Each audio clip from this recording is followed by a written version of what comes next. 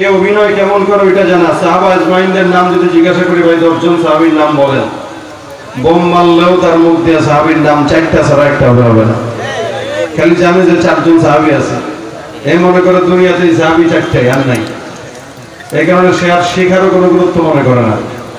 অথচ কে দেশ থেকে, বাহির থেকে, বিদেশ থেকে কবে আসবে, সে কি আসলে বাংলাদেশের কি কিং খান না কি খান, এগুলোর হিসাব নিকাশ আমাদের সমাজের যুবকদের খুব ভালো করে জানা আছে। শুধু জানা নাই, ওই বেচারা কেমনে চুল রাখে সেও তেমনি চুল রাখে, ও যেমনি প্যান্ট পরে সেও এমনি প্যান্ট পরে। এখন ও যদি এদিক সেদিক বাচ্চা দিয়ে বেড়ায়, এখন যুবকরা এটাও করা শুরু করবে সামনে। কারণ সমস্যা নাই, তোমার যা দেওয়ার তুমি দাও, বাবা তো খুঁজবে সাংবাদিকরা। আপনারাও যদি ওদিকে আগান, তাহলে তো জাহিলি জামানা আর এখনকার জামানায় কোনো পার্থক্য নাই, ঠিক না? অথচ আমরা জাহিলি জামানাকে খারাপ মনে করি, কিন্তু বর্তমানে যে পরিমাণে গুনাহ চলতেছে, এগুলো আইয়ামে জাহিলিয়াতকেও হার মানেছে। জাহিলি জামানায় এরকম গুনাহ চলতো না যে গুনাহ বর্তমান সমাজে চলে। জাহিলি জামানায় আমার মনে হয় না যে কোনোদিন বাবা কোনো মেয়ের সঙ্গে জেনা করছে, কিন্তু বর্তমান সমাজে এটা হচ্ছে। কিভাবে একটা 70 বছরের মুরব্বী তার আপন কন্যার সঙ্গে জেনা করতে পারে? সেই দেশে আমরা বসবাস করি, এই দেশে আল্লাহ পাক দিয়ে কোনো গজব দেয় না, একমাত্র এই সমস্ত মাদ্রাসার ছাত্রদের কোরআনের তেলাওয়াত আর রাত্রি জাগরণ করেন। অনেক আগে আল্লাহ পাক গজব দিয়ে আমাদেরকে ধ্বংস করে দিবেন। এরপরও যদি কেউ আলেমদের বিরুদ্ধে আচরণ করে, এরপরও যদি কেউ ইসলামের বিরুদ্ধে আচরণ করে, এরপরও যদি কেউ কোরআন সুন্নাহর বিরুদ্ধে আচরণ করে, ও মানুষের পক্ষেও কুকুরের চাইতেও খারাপ। ঠিক কিনা বলেন? সমাজে এই সমস্ত বেঈমানরা আছে না নাই? আমরা চাই আমরা সবাই রাসূলের উম্মত, যেহেতু প্রত্যেকটা উম্মত রাসূলের আখলাক মেনেই দুনিয়াতে থাকুক, ঠিক কিনা? আল্লাহ পাক রব্বুল আলামিন সারা দুনিয়াতে আপনাকে আমাকে কোনো মানুষের আইডল, কোনো মানুষকে আমার আইডল বানান নাই, একমাত্র মুহাম্মদুর রাসূলুল্লাহ ছাড়া। রাসূল সাল্লাল্লাহু আলাইহি ওয়াসাল্লাম যতদিন দুনিয়ার জমিনে তাকে আইডল মনে না করতে পারবেন, ততদিন মুমিন হতে পারবেন না। এইজন্য আল্লাহর হাবিব সাল্লাল্লাহু আলাইহি ওয়াসাল্লাম স্পষ্ট হাদিসে বলেন, যতক্ষণ তোমার কাছে তোমার পিতা, মাতা, বিবি, বাচ্চা, নেতা সবার চাইতে আমি রাসূলের মহব্বত বেশি হবে না, ততক্ষণ তুমি মুমিন হতে পারবা না। বাবার চাইতে মহব্বত বেশি থাকবে কার ভিতরে? নবীর জন্য। মায়ের চাইতে মহব্বত বেশি থাকতে হবে নবীর জন্য। স্ত্রীর চাইতেও মহব্বত বেশি থাকতে হবে নবীর জন্য। যা কিছু দুনিয়ার জমিনে আমাদের নজরে পড়ে, সব কিছু পড়ে আগে হচ্ছে বিশ্ব নবী মুহাম্মদুর রাসূলুল্লাহ। ওই নবী যেখানে আমরা আছি, নবী আছে যেখানে, এটা সাধারণ কোন রাসূল নয়, এটা পাওয়ারওয়ালা রাসূল। এটা সাধারণ কোন নবী নয়, এটা বিশ্বজাহানের নবী। এটা সাধারণ কোন নবী নয়, রাহমাতুল লিল আলামিন নবী। এটা সাধারণ কোন নবী নয়, এটা দয়ার নবী, মায়ার নবী। আল্লাহ পাক রাসূল করিম সাল্লাল্লাহু আলাইহি ওয়াসাল্লামকে শুধুমাত্র আমাদের জন্যই দুনিয়ার জমিনে রহমত বানিয়েছেন এমন নয়। আসমানের দিকে তাকান, যত জায়গায় আসমান দেখবেন, আসমানের উপরে যদি কোনো কিছু থাকে, ওখানেও যদি আমার মালিকের মালাকিয়াত থাকে, তো ওখানেও আমার রাসূলের নবুবিয়ত আছে। সুবহানাল্লাহ। যত জায়গায় আসমান, জমিন, পাহাড়, নক্ষত্র, পর্বত, যত জায়গায় আপনার নজর যাবে, যেখানে আপনার নজর যাবে, ওখানে রাসূল করিম সাল্লাল্লাহু আলাইহি ওয়াসাল্লামের নবুয়ত আছে। অর্থাৎ আল্লাহ পাক বলেন, আমি যদি আসমানের আল্লাহ হই, আমি যদি জমিনের আল্লাহ হই, আমি যদি পাহাড়ের আল্লাহ হই, তাহলে আসমান, জমিন, পাহাড়, পর্বত, সমুদ্র সবকিছুর নবী হচ্ছেন মুহাম্মদুর রাসূলুল্লাহ সাল্লাল্লাহু আলাইহি ওয়াসাল্লাম। যেখানে আমার মালাকিয়াত, ওখানে মুহাম্মদুর রাসূলুল্লাহ নবুয়িয়ত। এজন্য আল্লাহ পাক বলেন, মা আরসালনাকা ইল্লা রাহমাতাল লিল আলামিন। সারা বিশ্বের জন্য রহমত, চন্দ্রের জন্য রহমত, যার কারণে রাসূল ইশারা দেওয়ার কারণে আসমানের চন্দ্র দুখণ্ডিত হয়ে গেছে। বেঈমানরা মানুক আর না মানুক, আবু জাহেল অন্তশায় মানুক চাই না মানুক, বিশ্বনবীকে আল্লাহ পাক আসমানের জন্য রহমত বানাইছেন। এটা সত্য না মিথ্যা? ওরা মানুক বা না মানুক, চন্দ্রের জন্য নবী রহমত, সত্য না মিথ্যা? ওরা মানুক বা না মানুক, ইহুদি, নাসারা, খ্রিস্টান, বেঈমান সবার জন্য নবী রহমত। এটা কি সত্য না মিথ্যা? বলেছেন কে? জবানটা খুলে বলেন, বলেছেন কে? আল্লাহ পাক। এই জন্য রাসূল সাল্লাল্লাহু আলাইহি ওয়াসাল্লামের জন্য জান কুরবান করার মন মানসিকতা যতক্ষণ না রাখবেন ততক্ষণ মুমিন বলা যাবে না। রাসূল বলেন, শুধু রাসূল নয়, আল্লাহ পাক কোরআনে বলেন, কুল ইন কানা আবাউকুম ওয়া আবনাউকুম ওয়া ইখওয়ানুকুম ওয়া আজওয়াজুকুম ওয়া আশীরাতুকুম ওয়া আমওয়ালুন ইqtaraftumuha ওয়া তিজারাতুন তাখশাউনা কাসাদাহা ওয়া মাসাকিন তারদাউনাহা আহাব্বা ইলাইকুম মিনাল্লাহি ওয়া রাসূলিহি ওয়া জিহাদিন ফি সাবিলিহি। আল্লাহ পাক রব্বুল আলামিন বলেন, এই ব্যবসায় বরকত হবে না, ব্যবসায় লস খাবা, এই কারণে ভয় তোমার দিলে আল্লাহর রাস্তায় জিহাদে গেলে যদি ব্যবসায় লস হয়, মায়ের প্রতি মহব্বত, বাপের প্রতি মহব্বত, স্ত্রীর প্রতি মহব্বত, পরিবারের প্রতি মহব্বত, সন্তানের প্রতি মহব্বত, এগুলো যতক্ষণ পর্যন্ত আল্লাহ আল্লাহ রাসূলের চাইতে বেশি হয়ে যাবে তখন তুমি মুমিন নয়।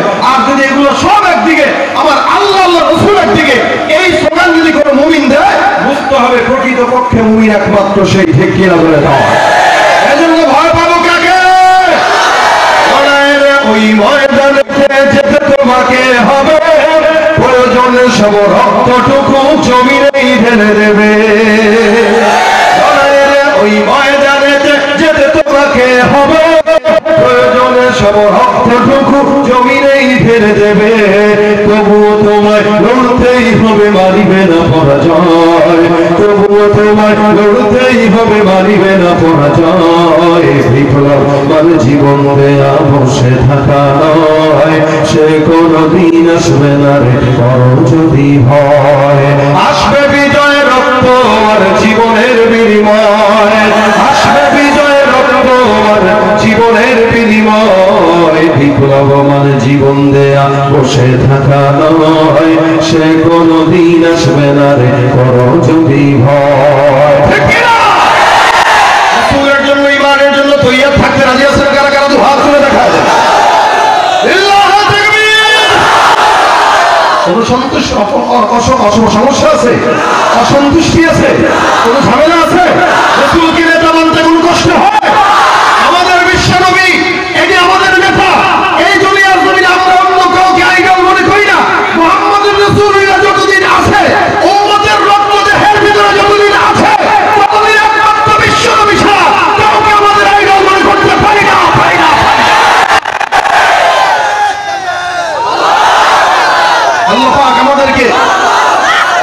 আল্লাহ পাক আমাদেরকে ঈমানের পাওয়ার দিলের ভিতরে 100% ঢুকায় দেখ, বলেন আমিন। রাহমাতুল লিল আলামিন নবীর উম্মত হওয়ার পরে যদি জান্নাত পর্যন্ত না যেতে পারি, তাহলে আমাদের মতো কপাল পোড়ার কেউ নেই। রাসূল সাল্লাল্লাহু আলাইহি ওয়াসাল্লাম আল্লাহ পাক বলেন, আর যেদিকে তাকান সেদিকেই তো আপনি রহমত। যার সঙ্গে মিশছেন সে পর্যন্ত স্বর্ণের মানুষ হয়ে গেছে। আপনি যেখানে গেছেন ওই জায়গা পর্যন্ত স্বর্ণের জায়গা হয়ে গেছে। সুবহানাল্লাহ। মদিনার তো দাম ছিল না, মদিনার দাম হয়েছে মুহাম্মদুর রাসূলুল্লাহর হিজরতের কারণে। মুহাম্মদুর রাসূলুল্লাহর রওজার কারণে মদিনার দাম, যার কারণে এটা এখন হারাম শরীফ হয়ে গেছে। এখানে যে ঢুকবে সেও নিরাপদ, ওই জায়গায় যে যাবে এক ওয়াক্ত নামাজ পড়বে তো 50 কত হাজার রাকাতের সওয়াব হয়ে যাবে। সুবহানাল্লাহ। জানার দাম রাসূলের কারণে, সাহাবীদের দাম রাসূলের কারণে। রাসূল যে মজলিসে বসছে মজলিসের দাম রাসূলের কারণে। আপনার আমার দাম একমাত্র রাসূলের উম্মত হওয়ার কারণে। সন্দেহ আছে কোনো? অন্যান্য নবীর উম্মতেরা দুনিয়ার জিন্দেগিতে বসবাস করতেন, আল্লাহ পাক রব্বুল আলামিন অন্য নবীর উম্মতদেরকে গুনাহ করার কারণে আসমান থেকে সঙ্গে সঙ্গে গজব নাযিল করতেন। দুনিয়ার জমিনে অন্যান্য নবী যারা আছেন, সমস্ত নবী রাসূলদের উম্মতরা দুনিয়ার জমিনে গুনাহ করতে দেরি, আসমান থেকে গজব আসতে দেরি হয় নাই। কিন্তু আপনার আমার মুহাম্মদুর রাসূলুল্লাহ সাল্লাল্লাহু আলাইহি ওয়াসাল্লাম পয়গম্বর, দুনিয়ার জমিনে আল্লাহর হাবিব সাল্লাল্লাহু আলাইহি ওয়াসাল্লামের উম্মত হওয়ার কারণে আল্লাহ পাক রব্বুল আলামিন বলেন, রাসূল আপনার উম্মতদেরকে আপনার ইন্তেকালের পর আমি একা একা কোনদিন ছাড়ব না। এই বান্দারা যতই গুনাহ করুক না কেন, এই বান্দারা যতই অন্যায় করুক না কেন, আমি রব্বুল আলামিন বান্দাকে আমি আল্লাহর জান্নাত পর্যন্ত হাত ধরে নিয়ে যাব। এইটা শুধুমাত্র আপনি পয়গম্বরের উম্মত হওয়ার কারণ। আল্লাহ পাক রব্বুল আলামিনের হাবিব বলে এই কারণে আমার উম্মতরা যতক্ষণ জান্নাতে যাবে না ততক্ষণ অন্য কোন নবীর উম্মতরা জান্নাতে ঢুকবে না। সুবহানাল্লাহ। তার মানে আমাদের পাওয়ার বেশি না কম? এলাকার ভিতরে যদি কেউ রাজনীতি করে, দুই দল যদি থাকে, যার দলের লোক বেশি তার দলের পাওয়ার বেশি, ঠিক কিনা জোরে বল? ঠিক কিয়ামতের ময়দানে সমস্ত পয়গম্বররা থাকবে, মাগার উম্মত নাই। এক একজন পয়গম্বরের উম্মতের সংখ্যা মাত্র 40 জন, 70 জন, 50 জন, 100 জন, 150 জন, 1000, 2000, 5000, 10,000 যাই বলেন না কেন, 950 বছর দিনের দাওয়াত দেওয়ার পর আল্লাহ পাক রব্বুল আলামিনের পয়গম্বর নূহ আলাইহিস সালাতু ওয়াস সালাম দুনিয়ার জিন্দেগিতে মাত্র উম্মত পেয়েছিলেন 70 জন। আর আপনার আমার পয়গম্বর মুহাম্মদুর রাসূলুল্লাহ সাল্লাল্লাহু আলাইহি ওয়াসাল্লাম দুনিয়ার জমিনে 23 বছর নবুয়তের জিন্দেগি শেষ করার পর বিদায় হজের ভাষণে সাহাবাদের সংখ্যা ছিল 1.25 লক্ষ সাহাবায়ে কেরাম। কতগুলো মানুষকে আল্লাহ নবী মুসলমান বানাইলেন, সাহাবী বানাইলেন। এক একজন সাহাবী আমাদের জন্য সত্যের মাপকাঠি।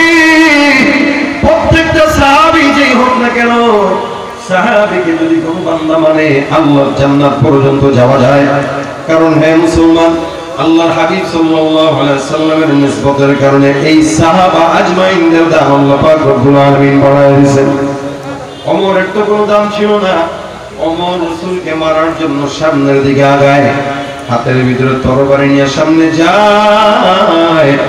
প্রতিমধ্যে যে কোনো কারণবশত যেমনি হোক ঘটনা আপনারা জানেন, যে গেল রাসূল সাল্লাল্লাহু আলাইহি ওয়াসাল্লামকে হত্যা করার জন্য।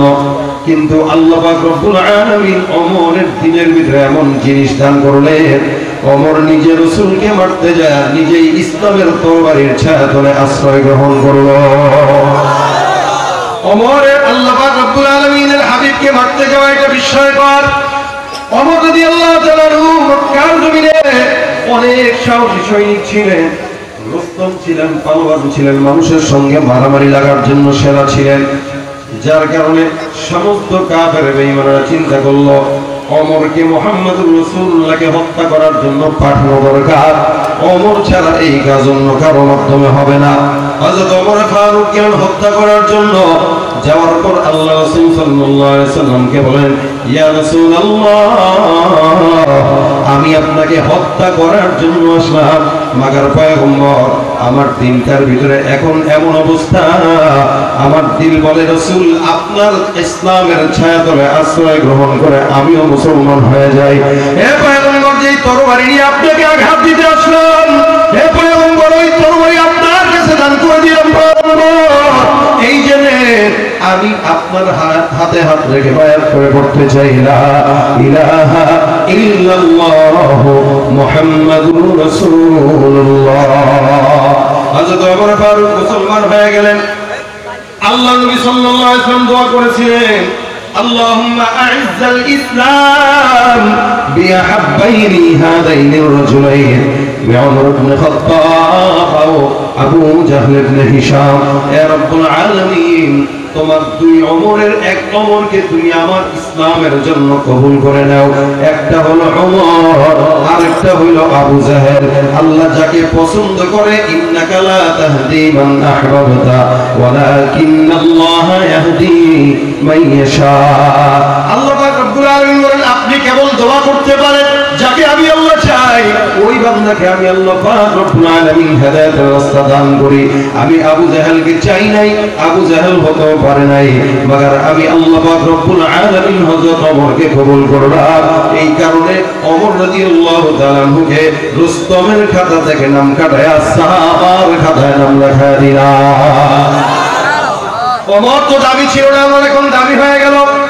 কেমন দাবি হয়ে গেল? মক্কায় ওমর রাদিয়াল্লাহু তাআলা ইসলাম গ্রহণ করার পর রাসূল সাল্লাল্লাহু আলাইহি সাল্লামের প্রতি দিলের মহব্বত কেমন দেখেন। এখন মক্কার গেটে দাঁড়ায় দাঁড়ায় ওমর খেয়াল দেয়। এতদিন পর্যন্ত ইসলাম রাসূল সাল্লাল্লাহু আলাইহি সাল্লাম সহ মক্কার কাফের বেঈমানদের কাছে আল্লাহর হাবিব সাহাবা আজমাইন লাঞ্ছিত হয়। ওমর মুসলমান হয়ে এখন মক্কার গেটের ভিতরে দাঁড়ায় ডাক দেয়, এই কাফের বেঈমানরা কে আছো? কত বড় ঠাট দেয়া দেখেন, এই কাফের বেঈমানরা কে আছো, আসো। আমি ওমর মুসলমান হইলাম, তোমাদের যদি কারো সাহস থাকে আসো আগাও, আমি ওমরের বিরুদ্ধে একটা কথা বলার দুঃসাহস যদি কারো থাকে আগাও। ওমর ডাক দিয়া বলেন, কারো যদি বিবিকে বিধবা বানাইতে মন চায়, কারো যদি সন্তানকে এতিম বানাইতে মন চায়, কারো যদি মায়ের কোল খালি করতে মন চায়, এমন কোন বাপের বেটা আছো আমি ওমর দাঁড়াইলাম আমার বিরুদ্ধে লড়াই করার জন্য, আসো সুবহানাল্লাহ। পাওয়ারটা কি দেখেন, এতদিন পর্যন্ত যেমন তেমন মুসলমান হয়ে এখন পাওয়ার যেন বেশি বেড়ে গেছে। কে আছে আমি ওমর দাঁড়ায় গেলাম ইসলামের পক্ষে। যদি বিবিকে তালাক দিতে মন চায়, বিবিকে বিধবা করতে মন চায়, তো আমি ওমরের সাথে রাখতে হয়। হ্যাঁ আমি দাঁড়াইলাম, আসতো কেউ আছে, কেউ আছে আসো। সবাই দেখি পিছনে ছুটে কেন? ওমর যে জিনিস যদি সামনে যায় মারামারি করতে থাপ্পড় একটা দিবে, কান ভরা করে দিবে, এমনও হতে পারে এক থাপ্পড় দিয়ে মেরে ফেলছে। এটা হলো ওমর। রাসূল বলেন ওমরের দাম ছিল না, কিন্তু ওমর ইসলাম কবুল করার পর আল্লাহ পাক রব্বুল আলামিন কত দাম দিলেন। আল্লাহর হাবিব সাল্লাল্লাহু আলাইহি সাল্লাম বলেন, লাউ কানা বা'দি নবী, আমার পরে যদি আল্লাহ কোন নবী পাঠাইতেন, কাদিয়ানীদেরকে পাঠাইতেন। কথা বলে না, কাদিয়ানীদেরকে পাঠাইতেন। আল্লাহর হাবিব সাল্লাল্লাহু আলাইহি সাল্লাম বলেন, আমার পরে কোন নবী যদি রব্বুল আলামিন দুনিয়ার জমিনে পাঠায়, আমার পরের নবীটাই হইতো আমার সাহাবী হযরত ওমর। সমাজের ভিতরে তার মানে বোঝা গেল নবীর পরে আর কোন নবী, আল্লাহ পাক বলেন রাহমাতাল লিল আলামিন বানাইলাম, এই রাহমাতুল লিল আলামিন যিনি হলেন তারপরে আর কোন রহমত হিসেবে কাউকে পাঠানো যায় না, কারণ পাঠানো শেষ। আল্লাহ রাসূল বলেন, আমার উদাহরণ অমন দেয়ালের মতো, যে দেয়ালের প্রত্যেকটা ইট একটা একটা একটা একটা করে লাগানো হয়ে গেল। আদম পয়গম্বরের মাধ্যমে একটা ইট ভরপুর, নূহ পয়গম্বরের মাধ্যমে আরেকটা ইট ভরপুর, ঈসা পয়গম্বর পর্যন্ত সমস্ত মানুষগুলোকে আল্লাহ পাক রব্বুল আলামিন দুনিয়ার জমিনে পাঠানোর মাধ্যমে, নবীগুলোকে দুনিয়ার জমিনে পাঠানোর মাধ্যমে নবুয়তের দেয়ালটাকে কমপ্লিট করে ফেলেছেন। মাত্র একটা ইট বাকি। এই একটা ইট এত চমৎকার দেয়ালের ভিতরে নাই, ওই দেয়াল তেমন সৌন্দর্য দেখা যায় না। রাসূল বলেন, আল্লাহ পাক রব্বুল আলামিন আমি মুহাম্মদুর রাসূলুল্লাহ সাল্লাল্লাহু আলাইহি সাল্লামকে দুনিয়ার জমিনে শেষ নবী হিসেবে পাঠানোর মাধ্যমে ওই নবুয়তের দেয়ালটাকে পরিপূর্ণ করেছেন। আর কিয়ামত পর্যন্ত কোন নবী আসার সম্ভাবনা, কিয়ামত পর্যন্ত কেউ যদি দাবি করে তারা মুসলমান না কাফের,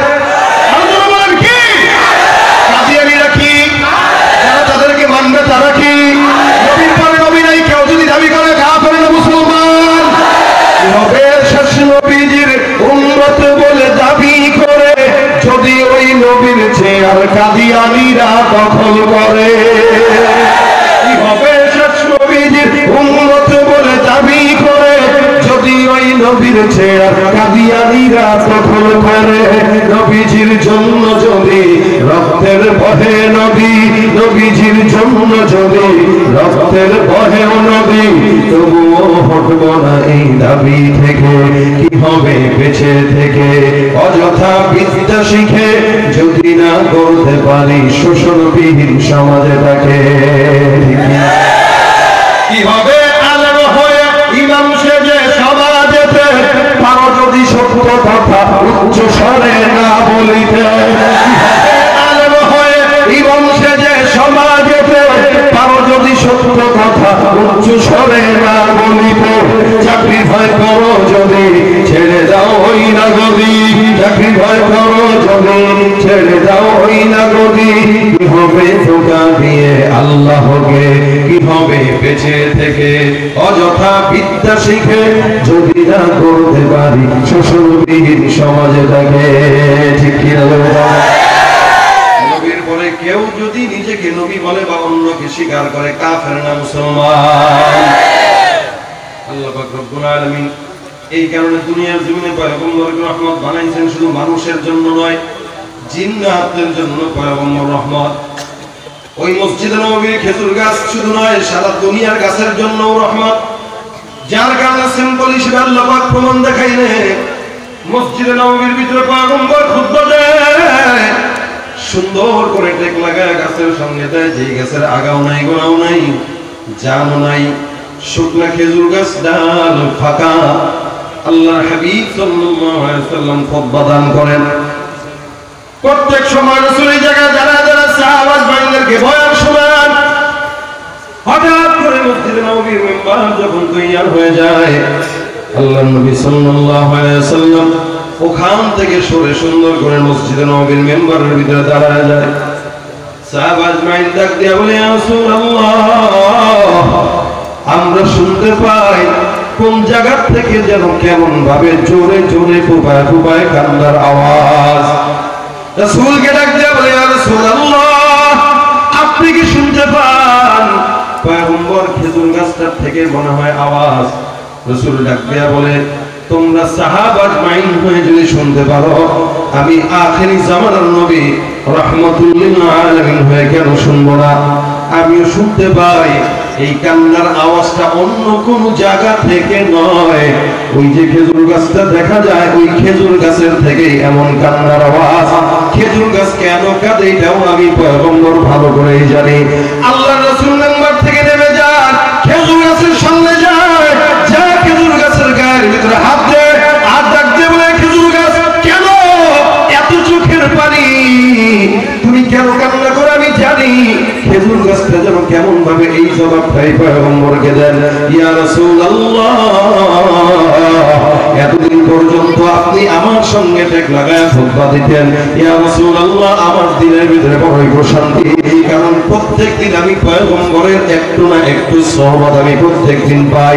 আজকে যখন মসজিদের নববীর মেম্বার দেখার পর আপনি যখন পয়গম্বর ওখানে দাঁড়াইলেন, আমার দিনের ভিতরে দুঃখ, আমার মনের ভিতরে একটা মাত্র কষ্ট, এতদিন পর্যন্ত পয়গম্বরের এত সুন্দর সহবত আমি যে পাইতাম, আজকে পয়গম্বর মেম্বারে দাঁড়ানোর কারণে আর মনে হয় ওই সহবতটা পাবো না। পয়গম্বর এই দুঃখ আটকাইতে না পেরে আমি আল্লাহর দরবারে কান্না শুরু করে দিলাম। সুবহানাল্লাহ। আল্লাহ রাসূল রহমতের নবী গাছের মহব্বত বুঝে, নবী আমার রহমতের নবী সবার সবকিছু অন্তরের অবস্থা আল্লাহ পাক রব্বুল আলামিন অনুধাবন করার দিন পয়গম্বরকে তৈয়ার করে দিয়েছেন। কারণ আল্লাহ পাক বলেন রহমতের নবী, গাছের অবস্থাও রাসূল বুঝছেন এই গাছটা কি চায়। আল্লাহ রাসূল সাল্লাল্লাহু আলাইহি ওয়াসাল্লাম সাহাবা আজমাইনদেরকে ডাক দিয়ে বলেন, হে সাহাবা کرامের দল, আমি পয়গম্বর ঘোষণা করলাম, আমি যখন জান্নাতে যাব আমার সঙ্গে এই খেজুর গাছটাকেও আল্লাহর জান্নাত পর্যন্ত নিয়ে যাব। जहाँ तक है रुबूबियत खुदा की, वहाँ तक है नबूवत मुस्तफा की, वहाँ तक है रिसालत मुस्तफा की। आसमाনের दिके যদি তাকান, আসমানের মালিকটাকে, জমিনের যদি দিকে তাকাই, জমিনের মালিককে। আসমানের মালিক যদি হই আমি আল্লাহ, ওই আসমানের নবী হলেন মুহাম্মদুর রাসূলুল্লাহ। জমিনের মালিক যদি হই আমি আল্লাহ, এই জমিনের মহানবী হলেন মুহাম্মদুর রাসূলুল্লাহ। পাহাড়ের মালিক যদি হই আমি আল্লাহ, পাহাড়ের নবী মুহাম্মদুর রাসূলুল্লাহ। সমুদ্রের মালিক যদি হই আমি আল্লাহ, সমুদ্রের পয়গম্বর হলেন মুহাম্মদুর রাসূলুল্লাহ। অর্থাৎ আপনারা যেখানেই যাবেন না কেন, এই দুইটা নামের বিপরীতে আর কোনো নাম নাই। একজন হলেন আল্লাহ, দুই নম্বর হলেন মুহাম্মদুর রাসূলুল্লাহ। সুবহানাল্লাহ। আল্লাহ পাক রব্বুল আলামিন এই কারণে রাসূলকে দামি বানাইলেন। দাম দিতে যা কোরআনের ভিতরে কোন জায়গায় আল্লাহ পাক রব্বুল আলামিন পয়গম্বরকে নাম ধরে ডাকেন নাই। এই জন্য উম্মতদেরকে বলেন, তোমরাও নাম ধরে ডাকতে পারবে না। সারা দুনিয়ার যত বান্দা আছে একজন একজনকে ডাক দেয়, অমুক ভাই, তমুক ভাই, ওই ভাই, এই ভাই। কিন্তু আল্লাহ পাক বলেন, কাদুআই বাযিকুম বাওদা, তোমরা যখন পয়গম্বরকে ডাকবা খবরদার নাম ধরে ডাকবা না। যেমন নাকি আরেকজনকে ডাক দাও নাম ধরে, রাসূল করিম সাল্লাল্লাহু আলাইহি ওয়াসাল্লাম খবরদার নাম ধরে ডাকা যাবে না। আল্লাহ রাসূলকে আমি আল্লাহ পাক নিজেও নাম ধরে ডাকি নাই, যার কারণে অন্যান্য নবীদেরকে আল্লাহ পাক রব্বুল আলামিন নাম ধরে ডাকলেন। সমস্ত পয়গম্বরকে কোরআনের ভিতরে মুসা বলেন, ঈসা বলেন, যুলকিফল বলেন, ইব্রাহিম, ইসমাঈল, ইউনূস, ইদরিস, ইয়াকুব,